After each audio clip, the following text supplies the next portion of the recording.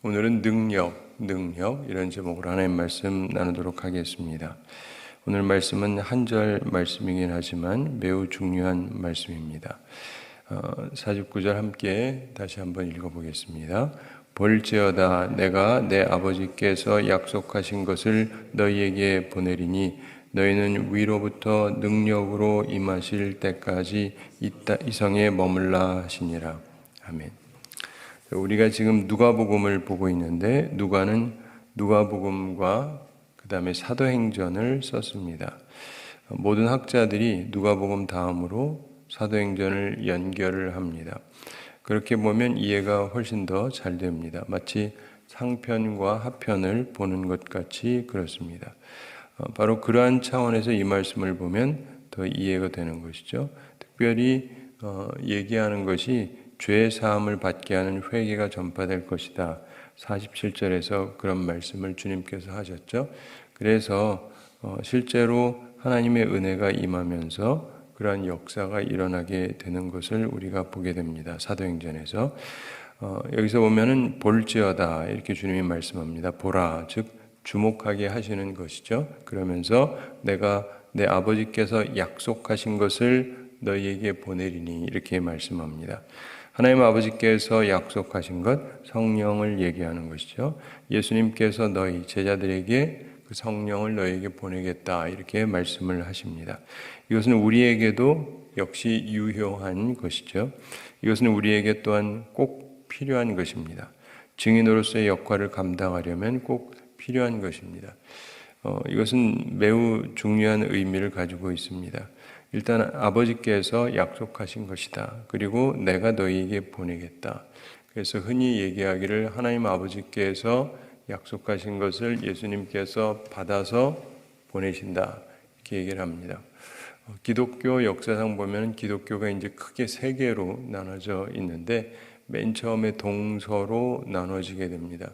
동서로 나눠지고 그 다음에 한 500년쯤 지나서 지금 보는 것처럼 천주교하고 개신교하고 또 이렇게 갈라져서 세 갈래 길이 되게 되는데 첫 이 갈라지던 계기가 바로 이 부분이랑 관련된 거예요. 성경에 보면은 성령님을 누가 보내시느냐라고 하는 것입니다. 그래서 한쪽은 아버지가 보내신다. 그리고 또 한쪽은 예수님도 보내신다. 근데 이제 정확히 얘기하자면 성경은 아버지가 주시는데 그거를 예수님이 보내신다 이렇게 돼 있거든요. 그러니까 기원은 하나님 아버지다 이렇게 보는 쪽이 있고 한쪽은 아버지가 보내기도 하고 예수님이 보내기도 한다 이렇게 얘기를 해요. 우리는 두 번째에 해당하는 거예요. 그래서 이제 그 동방정교회라고 하는 것은 하나님 아버지만 보내시는 거다. 예수님이 자의적으로 보내는 것이 아니다 라고 얘기하고 우리는 예수님이 자의적으로 보낼 수 있다 이렇게 생각하는 측에 서 있는 거예요. 여러분은 잘 모르시겠지만 상관도 없고 우리는 그냥 있다 보니까 여기 있는 거죠. 많은 경우 그렇게 결정되어 있는 게 많습니다. 잘 생각해 보면 이제 일반적인 교우들한테는 그건 설명해도 참 이해를 잘 못해요. 그거 가지고 뭔 차이가 있는지 그리고 왜 싸워야 되는지 근데 많은 경우 그런 것들이 많습니다. 근데 어쨌든 간에 여기 이제 삼위일체 하나님에 대한 이해에 대해서 삼위일체를 다 함께 믿고 있긴 한데 그 부분에 대해서 약간의 이제 차이가 있어요. 어쨌든 그런 것이 있는데 우리는 이제 성경대로 믿고 저는 뭐 항상 성경대로 설명을 하려고 노력을 하니까 아버지께서 약속하신 것을 내가 너에게 보낸다. 그래서 예수님께서 보내시는 건 사실이고 또 아버지께서 근본적으로 약속하시기 때문에 받아서 보낸다. 이게 성경에 분명하게 있는 내용이면은 틀림이 없죠.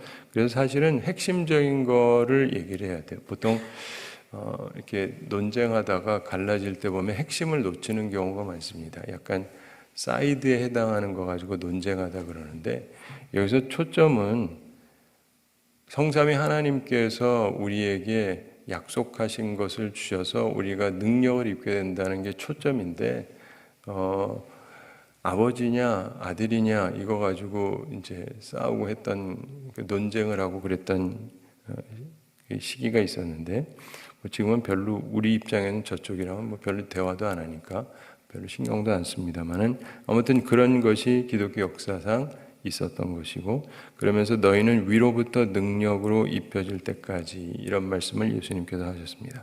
성령께서 오시면 능력으로 입혀줄 것이다, 이렇게 말씀합니다. 내가 무엇을 입게 되면 이 사람이 달라 보입니다. 그래서 보통 우리는 여성들이 이렇게 잘 꾸미고 이런 얘기를 하죠. 그래서 집이랑 여성은 꾸미기에 달렸다, 이런 얘기를 들어보셨는지 모르겠는데 성경에 있는 얘기는 아니고 세상에서.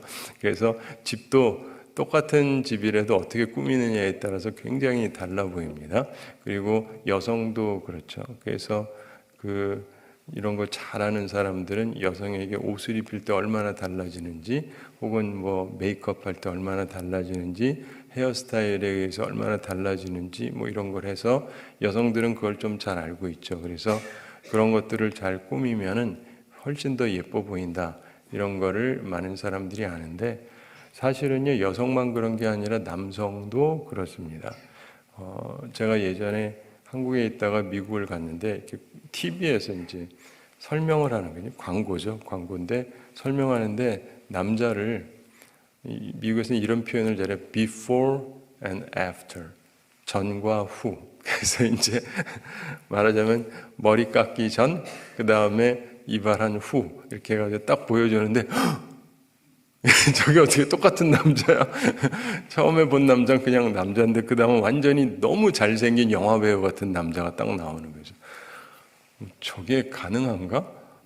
근데 하고 보니까 와, 진짜 남자가 너무 달라 보이는 거예요. 진짜 그냥 평상적인 남자가 갑자기 진짜 잘생긴, 그러면서 이게 가능한가? 근데 그러면서 이제 이 사람 저 사람 이렇게 해서 이렇게 보여주는데, 와, 진짜 이 머리를 잘 깎으면 남자가 있잖아요.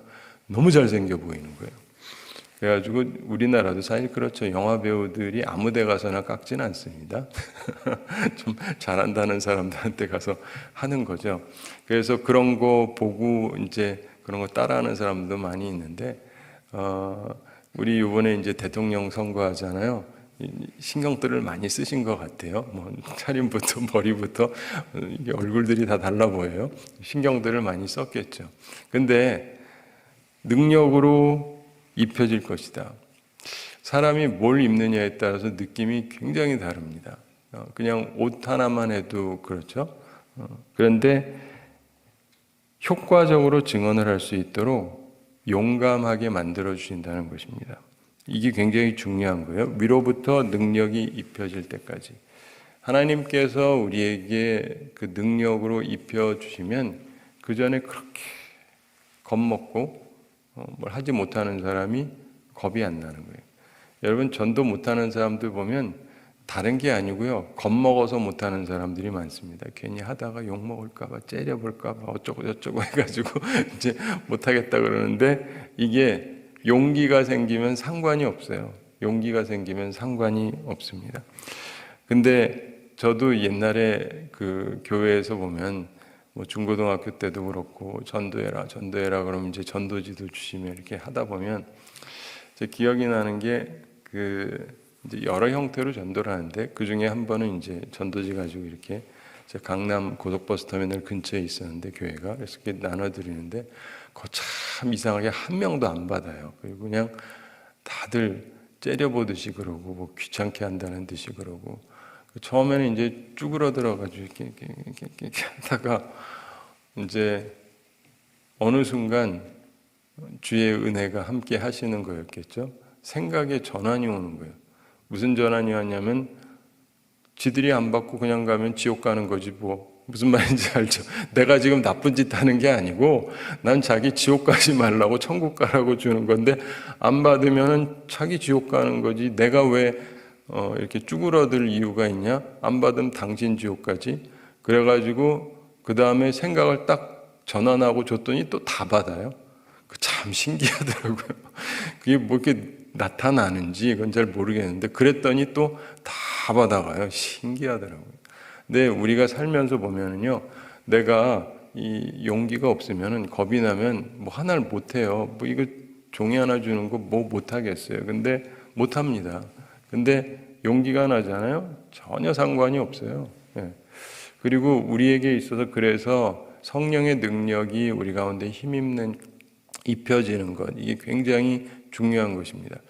여러분, 제가 때때로 재밌는 책들을 보면서 생각을 하게 되는데, 그 중에 하나, 굉장히 재밌는 책 중에 하나가 기독교 서적이 아니고 성형수술에 대한 책을 제가 예전에 한번 본 적이 있는데, 성형외과 의사가, 외국 의사인데 썼는데, 이게 성형수술을 하면은요, 외모가 달라지는 거잖아요. 확연히 그냥 화장하고는 또 다르잖아요. 완전히 다른 얼굴이 되는데, 그걸 처음에 시작한 이유는 얼굴에 문제 있는 사람을 위해서 이제 시작을 한 겁니다. 얼굴이 갑자기 사고가 나서 망가졌다라든가, 그럼 이거를 회복을 해야 되잖아요. 사실 그래서 시작한 건데, 근데 언젠가부터는 이제 사람들이 미모를 생각을 해가지고 나 더 예뻐지고 싶어, 더 관심 받고 싶어, 이래가지고 이제 많이 하는데, 재미있는 사실은 그 성형 수술을 하잖아요. 그게 이제 잘 되는 경우를 얘기하는 건데,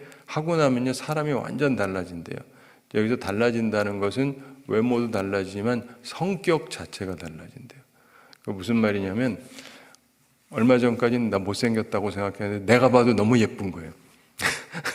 얼마 전까지 내가 봐도 못생겼는데 이제 내가 보니까 내가 봐도 너무 예쁜 거예요. 그러니까 자신감이 생겨가지고 태도가 달라진대요, 사람이. 그래서 이 성형수술이 갖고 있는 장점이 있다. 그런데 그분은 또 성형외과 의사면서 또 사람들에게 책 쓴다는 이유가 있어요. 왜냐하면요, 어떤 사람은요 수술이 너무 잘 됐대요. 너무 잘 돼서 예뻐졌는데 하나 안 바뀌는 사람이 있대요. 속이. 보통은 겉이 바뀌면 속이 바뀌는데, 겉이 분명히 바뀌어서 수술도 잘 됐고 예뻐졌는데 자기 속에서는 계속 쭈그러져 있는 사람들이 있대요. 그러면서 이분이 하는 말은 그분들은 어떻게 할 길이 없대요. 굉장히 재밌는 표현 아닙니까? 겉으로 이렇게 예뻐지고 했는데도 자신감이 없긴 마찬가지고, 이런 사람들이 있다는 거예요. 그래서 이분이 하는 게 뭐냐면, 이분이 깨달은 바가 뭐냐면, 사실은 속이 중요하구나, 생각이. 내가 어떻게 생각하느냐가 중요한 것이지, 아무리 환경을 바꿔줘도 안 되는 사람은 안 된다는 거예요. 예뻐지게 만들어줘도 자기 마음속에서 이렇게 쭈그러져 있는 사람 중에서 변화가 안 일어나는 사람은 안 일어난다는 거예요. 제가 목사니까 그걸 보면서 참 재밌다, 이런 생각을 했습니다. 그래서 사실은 우리에게 중요한 것은요, 껍데기가 아니라 우리 속의 생각이 바뀌는 것인데, 하나님의 성령께서 함께 하셔서 능력으로 입혀지면 똑같은 상황이에요. 상황은 달라진 게 없어요. 그런데 내가 달라지게 되는 것입니다.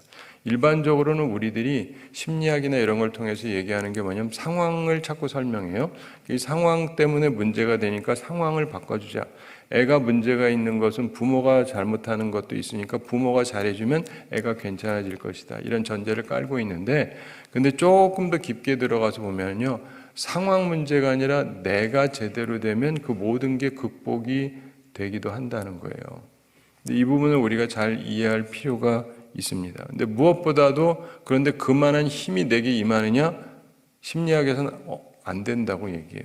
그러니까 환경이 바뀌어줘야 돼요. 부모들이 잘해줘야 되고, 옆에 잘해줘야 되고. 그런데 그거는 심리학자들이 하는 얘기고, 하나님과 성령에 대해서 얘기하는 게 아니니까.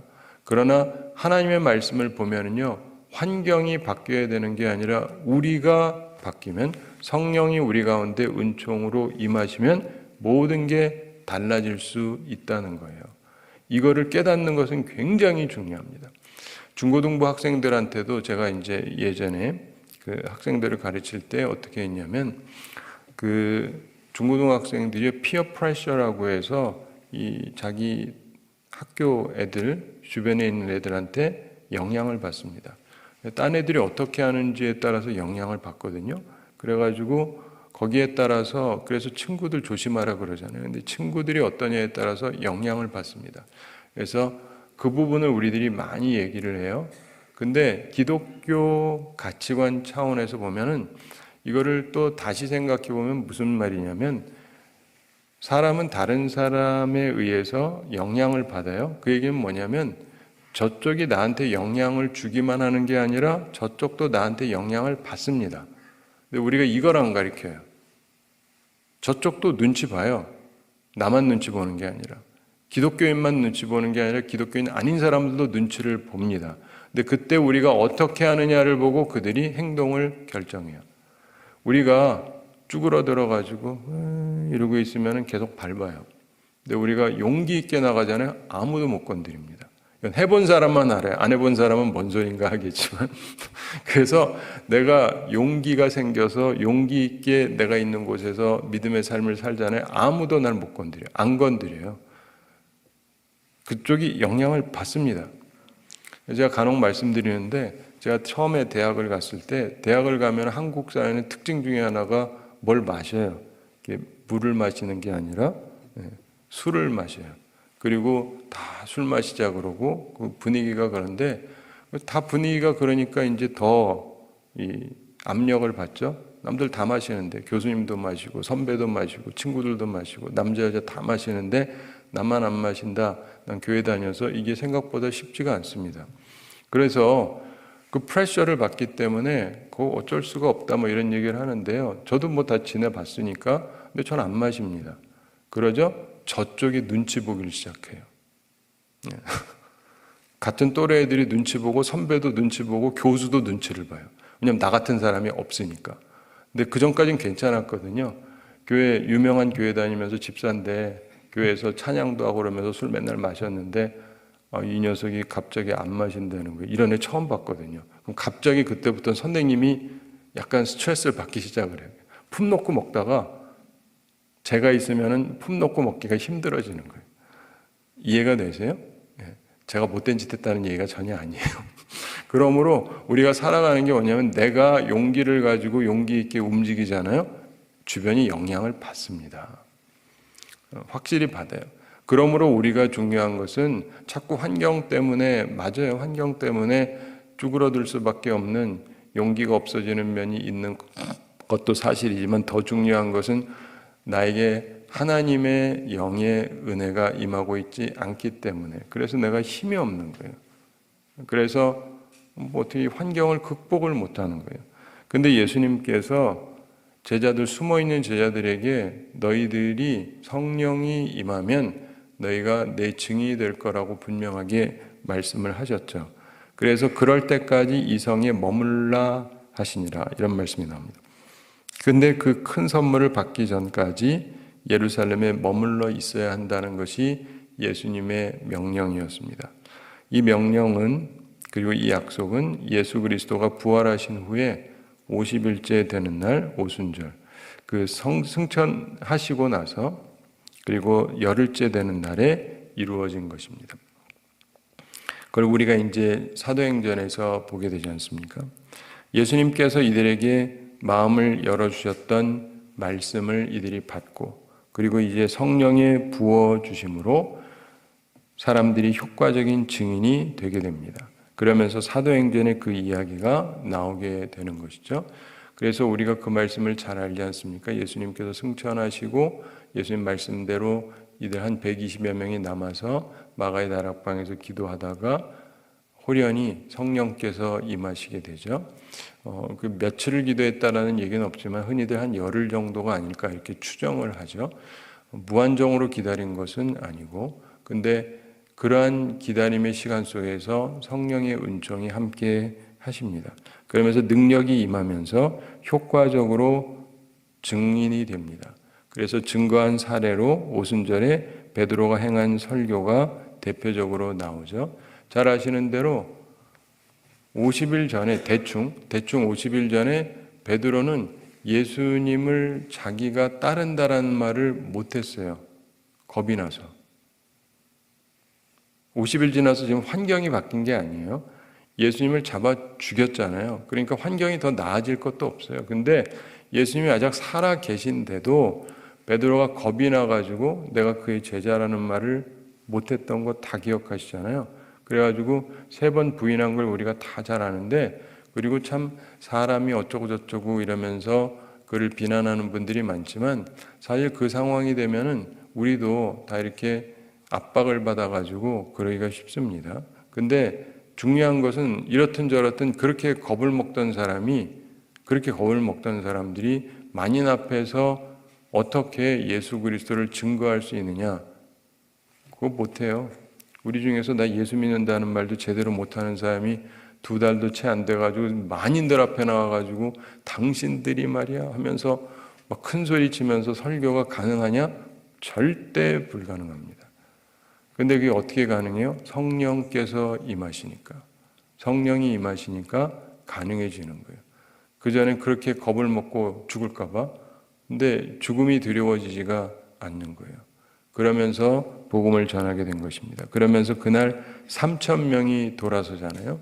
그리고 그때 그 설교할 때도 보면은 소위 말하는 좋은 얘기로만 쭉 한 게 아니에요. 내용 자체를 보면 당신들이 예수를 죽였다. 당신들이 죄 없는 자를 죽였다. 쉽게 말해서 당신들이 죄인이다. 이거예요. 그래서 이 누가복음에 있는 이 원리 그대로 가는 것인데 죄사함을 받게 하는 회개. 그래서 그날 이 사람들이 가슴이 찔리죠. 그래서 우리가 어찌할꼬 그럽니다. 우리가 어떻게 해야 됩니까? 회개의 역사가 일어난 거예요.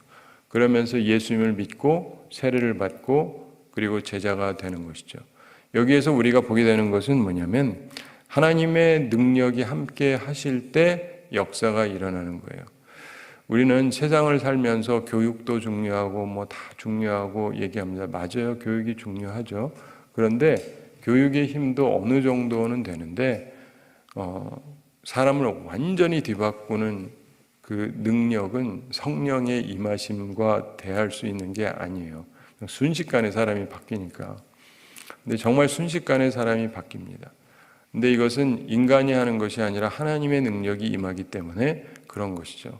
그래서 우리에게 이 마음이 있어야 돼요. 아버지께서 주시겠다고 했고 예수님께서도 약속하신 바기 때문에 너희가 구하면 안 주시겠느냐? 거기서 예수님이 제일 핵심적으로 했던 게 뭐냐면 성령 안 주시겠느냐예요.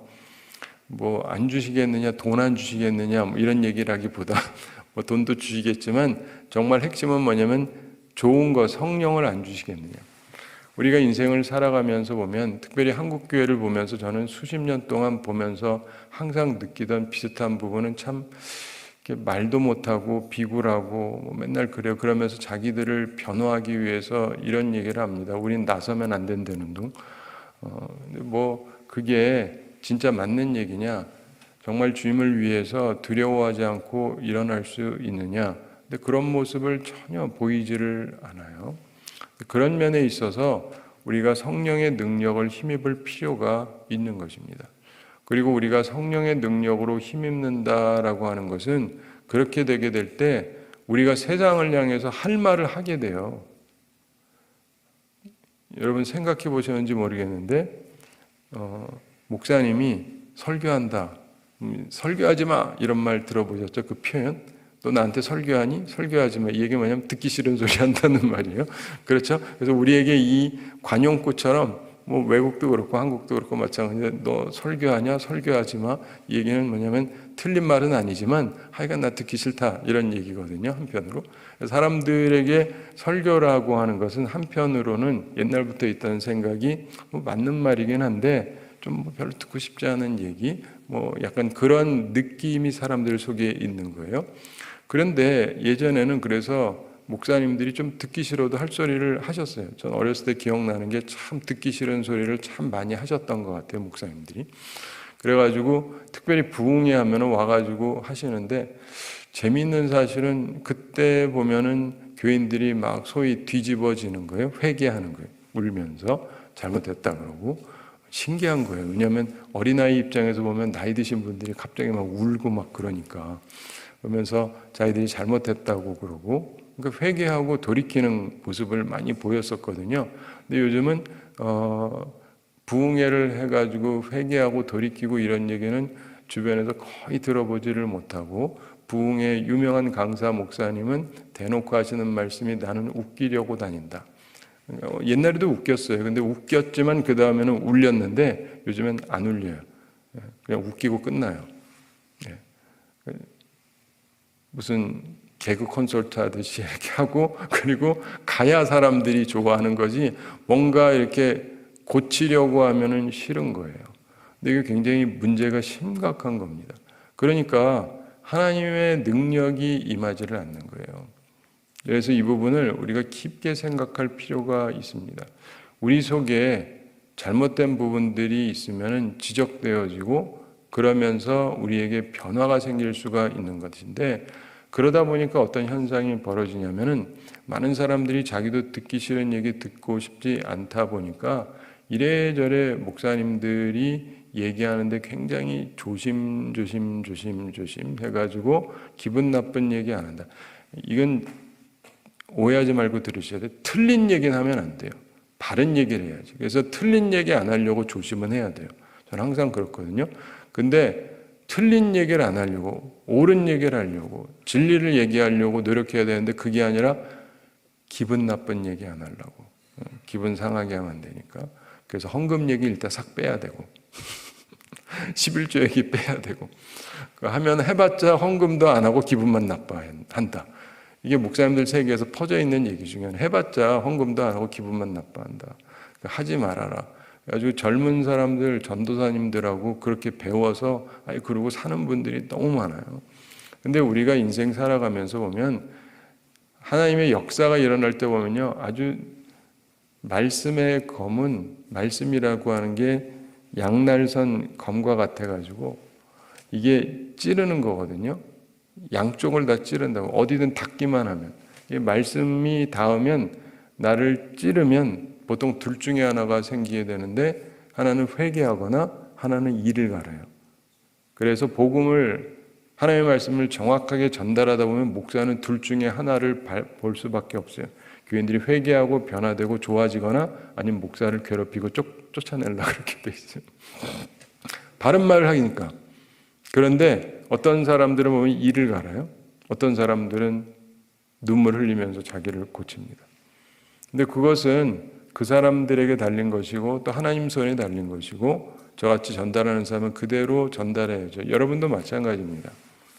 복음을 전하고 하나님의 말씀을 여러분들이 전하는 사명이 있는데, 오늘날 많은 사람들이 밖에 나가서 전도를 전혀 하지를 않아요. 복음에 대해서 얘기를 하지 않습니까? 안 해요. 예수 믿으란 말 하지 않고. 그래도 되는 게 아닙니다. 목사가 설교해야 되는 것처럼 여러분 전도하셔야 돼요. 하면 좋고 안 하면 할 수 없고, 이게 아니고 꼭 하셔야 되는 거예요. 하셔야 되는 거예요. 그걸 안 하는 걸 우리가 보통 자기가 해야 될 걸 안 하는 것을 직무유기라고 표현하거든요. 근데 여러분도 직무유기를 하시면 안 돼요. 우리는 복음을 전파하라고 부름받은 사람들이에요. 교회가 존재하는 이유도 그거고, 그래서 복음을 전해야 되거든요.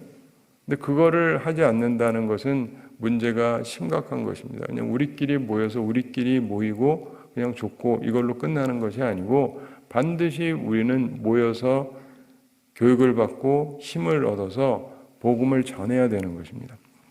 그러면서 하여간 베드로가 복음을 전하면서 3,000명이 돌아오고, 그 다음에는 이제 앉은 사람 일으키 세우면서 그 다음에 또다시 한 5,000명이 돌아오죠. 자, 우리도 우선 말씀을 배워야 합니다. 깨달아야 되죠. 물론 그게 우선입니다. 내가 말씀을 모르는데 전할 수가 없잖아요. 그리고 말씀을 배우고 나서 그 다음에 꼭 기도를 해야 됩니다. 그래서 우리가 새벽 기도도 모이면 말씀을 받고 각자 또 기도를 하고 그러지 않습니까? 그럴 때 능력을 달라고 주님께 기도를 해야 됩니다. 그래서 능력을 입어야 돼요. 오늘 말씀을 들었는데 이 말씀대로 행하려면 힘이 있어야 돼요.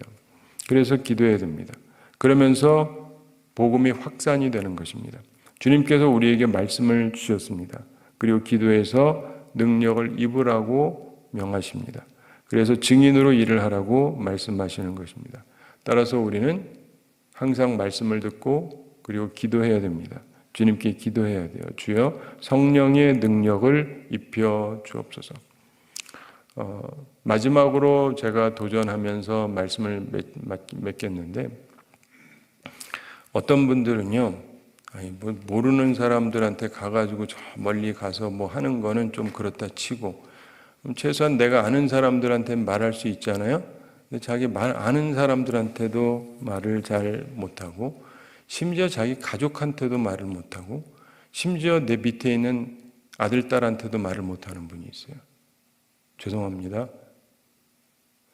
인생은 그렇게 살면 안 돼요. 인생은 그렇게 살면 안 됩니다. 할 말을 못하고 내 자식 눈치 보느라고 자식한테 해줘야 될 말도 못한다면 내 인생의 의미가 도대체 무엇이 있습니까? 내 자녀에게 나는 도대체 어떤 존재입니까? 있으나마나한 부모 아닙니까? 저도 아들들이 있거든요. 할 소리 합니다. 할 소리 해줘야 되죠.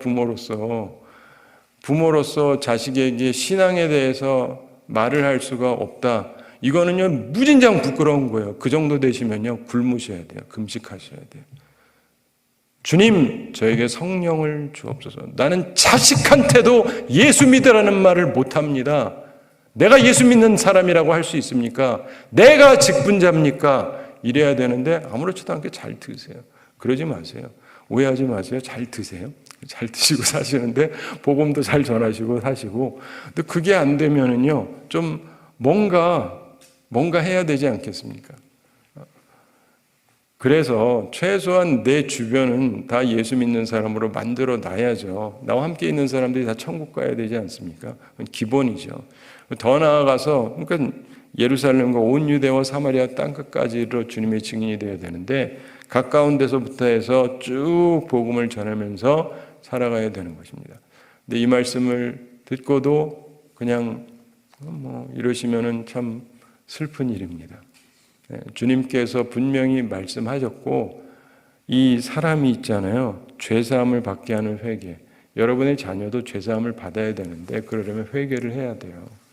그리고 내 주변에 사랑하는 사람도 마찬가지입니다. 죄사함을 받으려면요, 회개를 해야 돼요. 우리나라가 죄사함을 받으려면 회개를 해야 돼요. 여러분, 하나님의 은혜가 임하고 죄사함을 받으면 그때부터 하늘의 은총이 엄청나게 임하게 되는 거예요. 여러분, 복음을 전하고 선교를 하고 다니면서 보면은 분명하게 눈으로 보게 되는데, 하나님의 은혜가 임하고 사람들이 변화되고 죄사함을 받고 회개하고 돌이키잖아요. 복이 임합니다. 진짜 말 그대로 잘 살게 돼요. 제가 이상한 목사라서 그러는 게 아니고 정상적인 목사인데, 잘 먹고 잘 사는 게 잘못된 게 아니라 잘 먹고 잘 사셔야 돼요. 예수 믿는 게 왜 가난한 자들에게 복음인지 아세요? 계속 그러고 살아라면 이게 무슨 복음이 되겠어요? 예수 믿으면 인생이 바뀌니까, 희년의 은총이 임하니까 맨날 못 사는데 이제 예수 믿고 나니까 인생이 달라지거든요. 더 이상 먹고 사는 걸로 걱정을 하지 않게 되고, 내 인생이 바뀌고 자녀가 바뀌고 주변이 다 바뀌고 잘 살게 돼요. 이걸 또 잘못 얘기하면 또 그쪽으로 이렇게 해서 오해할까 봐 제가 그런 거 조심하지만, 그렇지만 기본적으로 정말 주님을 잘 섬기잖아요. 주님의 은혜가 임해요. 너희는 먼저 그의 나라와 그의 의를 구하라. 그러면 이 모든 것을 너희에게 더하시리라. 주님은 말씀대로 하세요. 그래서 주님을 제대로 믿고 제대로 섬기고 주님을 위해서 열심히 살면 주님께서 우리들의 인생을 책임지시는 거예요. 걱정할 필요가 없습니다. 우리 한국 사회가 이거를 배워야 되는데, 기독교 역사가 100년이 넘긴 했지만, 교회도 많지만 아직도 가장 근본적인 거를 잘 깨닫지 못하는 것 같습니다. 그리고 죄사함 받는 회개가 우리 속에 있어야 되는데, 진정으로 회개하는 것은 아니고 맨날 입술로만 그냥 상황이 그러면 송구합니다, 죄송합니다 이렇게 말하고 그냥 대충 떼우고 넘어가려고 하는, 그걸로 해결되는 게 아니고 진정으로 죄사함을 얻게 하는 회개. 회개는요, 돌이킴이거든요. 그래서 내가 주님께로 방향을 바꾸는 거예요. 방향을 바꾼다는 건 뭐냐면 목표점이 바뀌는 거예요. 내가 이거 하는 이유가 뭐냐? 돈 버는 이유가 뭐냐? 내가 이거 하는 이유가 뭐냐? 이 모든 이유가 예수님 때문에로 바뀌는 거예요. 예수님 때문에로 바뀌면은, 그러면은 주변을 사랑하지 않느냐? 아니요, 사랑해요. 그럼 행복이 다 사라지느냐? 아니요, 행복해요. 주님 때문에 하잖아요. 단지 모든 것들이 주님 중심으로 바뀌었을 뿐이지 그때부터 제대로 모든 것들이 자리를 잡습니다. 바라기는 이것을 여러분 스스로가 온전히 깨닫게 되시기를 바라고 이걸 꼭 증거하셔야 돼요. 증거를 해야 사람이 힘이 나는 거예요. 힘이 나는 거예요.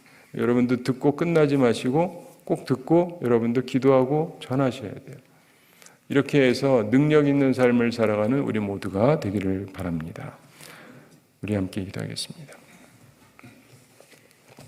사랑의 하나님 아버지, 우리를 사랑하시고 오늘도 저희에게 귀한 말씀 주심을 감사드립니다. 주님께서 약속하신 성령을 주의 제자들에게 보내시고 그래서 위로부터 능력이 임하면 주님의 증인이 될 거라고 말씀하셨는데 이 말씀을 우리들이 잘 아는 말씀인데 우리들이 이 말씀을 잘 마음에 새기고 주님께 기도하며 성령의 능력으로 힘입는 주의 사람들이 되게 하여 주시옵소서. 그래서 더 이상 두려워하지 아니하고 겁먹지 아니하고 담대하게 복음을 전하는 주의 사람들이 다 되게 하여 주시옵소서. 주님께 영광 돌리며 살아가는 저희들 다 되게 하여 주시옵소서. 주님, 저희들은 힘이 부족합니다. 주께서 우리를 긍휼히 여겨주시고 온전한 삶을 살아갈 수 있도록 축복해 주시옵소서. 주님, 우리 모든 성도들 영육간에 강건케 해주시고 일용할 양식 공급해 주시고 시험에 들지 않고 악과 싸워 이기는 주의 용사들 다 되게 하여 주시옵소서. 오늘도 주의 말씀을 우리 마음에 품고 주께 기도하며 성령의 능력을 힘입어서 참으로 변화가 필요한 이 세상에서 좋은 주님의 증인들이 되므로 우리 사회가 변하고 나라가 변하고 우리 주변이 변하고 우리 가정이 변하는 복된 삶을 살아가는 저희들 다 되게 하여 주시옵소서. 감사드리며 예수님의 이름으로 기도드리옵나이다. 아멘.